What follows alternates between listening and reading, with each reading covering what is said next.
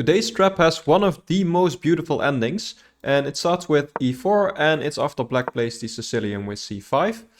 And here we're gonna continue by developing our knight to f3. They're gonna develop their knight here, and we're gonna go d4 immediately. This is the open Sicilian. It's arguably equal for black, but it has a really nice trap, which I'm gonna show you. So black is gonna take. They are fine trading a center pawn for a flank pawn. They have more central control if we are not careful.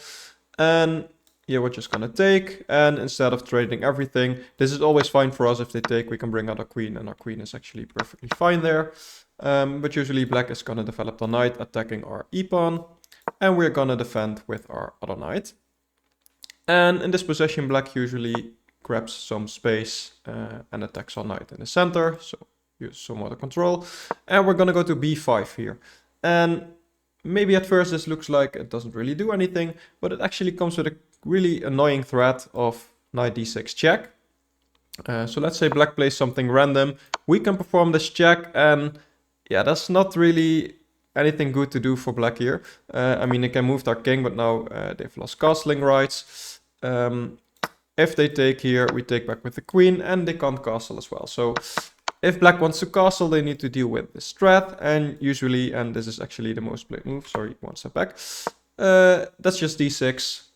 Now this pawn is defended twice, so if we were to take here again, they can just trade everything, and they've just won our knight, so that's not good for us, and they can castle next move as well.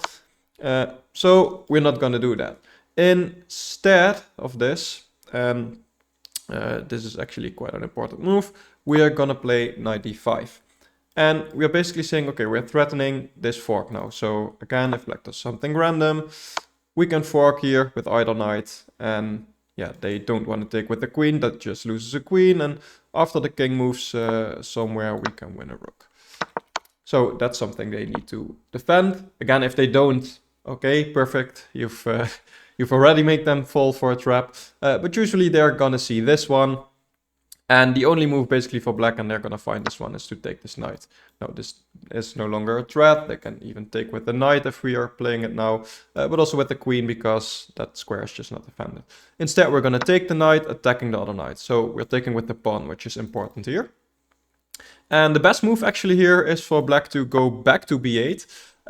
But in my experience, almost no one plays that, because yeah, it's just on developing the knight is really unnatural. Instead, usually everybody goes to e7, which makes a lot of sense as well. It puts some pressure on our pawn, and the knight can reroute to the other side of the board later on.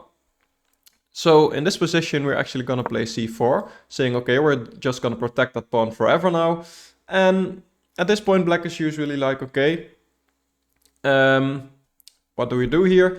And yeah, I'm curious to know what you would play here in black's position, because actually one of the most obvious moves here is actually already a losing mistake.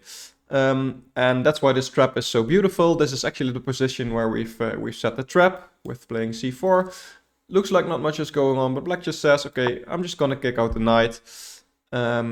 Because it's his only attacking piece. I mean, it's just one piece, so he can't do anything with it. So yeah, what's up with that? And we can move the knight here because the queen takes it. We can move it here because the queen takes. Again, this is just losing the knight. So it looks like we just have to move the knight back, and then what are we doing? But instead, and this is why this move was a blunder, we can actually bring our queen in here, sacrificing a knight. But if they were to take it, which is actually the best move, by the way, we're gonna take the rook. That's at this point the best they can do. But here they are still gonna think, okay, I don't want to lose an exchange. Okay, their queen is here, but yeah, I just need to deal with that. And another thing they might see, and they will see, because actually the most played move here plays into that, is that we have a threat of a discovered check here. So if they do nothing, we can move our knight anywhere and play a discovered check. And yeah, that can get really dangerous for him.